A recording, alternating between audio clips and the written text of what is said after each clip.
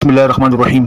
اللہ تعالیٰ بن عبیداللہ رضی اللہ تعالیٰ عنہ سے روایت ہے، کہتے ہیں کہ ایک شخص جو علاقہ نجد کا رہنے والا تھا اور اس کے سر کے بال بکھرے ہوئے تھے، کچھ کہتا ہوا رسول اللہ صلی اللہ علیہ وسلم کی طرف آیا۔ ہم اس کی بنبناہٹ کو تو سنتے تھے مگر آواز صاف نہ ہونے کی وجہ سے اور شاید فاصلے کی زیادتی بھی اس کی وجہ ہو، ہم ان کی بات کو سمجھ نہیں رہے تھے، یہاں تک کہ وہ رسول اللہ صلی اللہ علیہ وسلم کے قریب آ گیا۔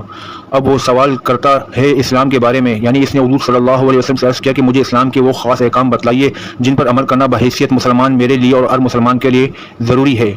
آپ صلی اللہ علیہ وسلم نے فرمایا، 5 تو نمازیں ہیں دن رات میں جو فرض کی گئی ہے اور اسلام میں یہ سب سے اہم اول فریضہ ہے۔ اس نے عرض کیا کہ کیا اس کے علاوہ اور کوئی نماز بھی میرے لیے لازم ہوگی؟ آپ صلی اللہ علیہ وسلم نے فرمایا، نہیں، فرض تو بس یہی 5 نمازیں ہیں، مگر تمہیں حق ہے کہ اپنی طرف سے اور اپنے دل کی خوشی سے ان 5 فرض نمازوں کے علاوہ اور بھی زائد نمازیں پڑھو اور مزید ثواب حاصل کرو۔ پھر آپ صلی اللہ علیہ وسلم نے فرمایا، اور سال میں پورے ماہ رمضان کے روزے فرض کیے گئے ہیں اور یہ اسلام کا دوسرا عمومی فریضہ ہے۔ اس نے عرض کیا کہ رمضان کے علاوہ کوئی اور روزے بھی میرے لیے لازم ہو گئے؟ آپ صلی اللہ علیہ وسلم نے فرمایا، نہیں، فرض تو بس رمضان ہی کے روزے ہیں، مگر تمہیں حق ہے کہ اپنے دل کی خوشی سے تم اور نفلی روزے رکھو اور اللہ تعالیٰ کا مزید قرب اور ثواب حاصل کرو۔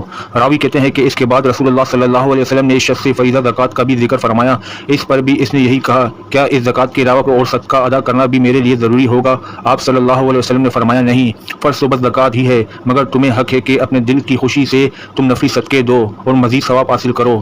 راوی حدیث طلحہ بن عبیداللہ رضی اللہ تعالیٰ عنہ کہتے ہیں کہ اس کے بعد وہ سوال کرنے والا شخص واپس لوٹ گیا اور وہ کہتا جا رہا تھا کہ مجھے جو کچھ رسول اللہ صلی اللہ علیہ وسلم نے بتلایا ہے میں اس میں اپنی طرف سے کوئی زیادتی یا کمی نہیں کروں گا۔ رسول اللہ صلی اللہ علیہ وسلم نے اس کی یہ بات سن کر فرمایا، فلا پالی اس نے اگر یہ سچا ہے۔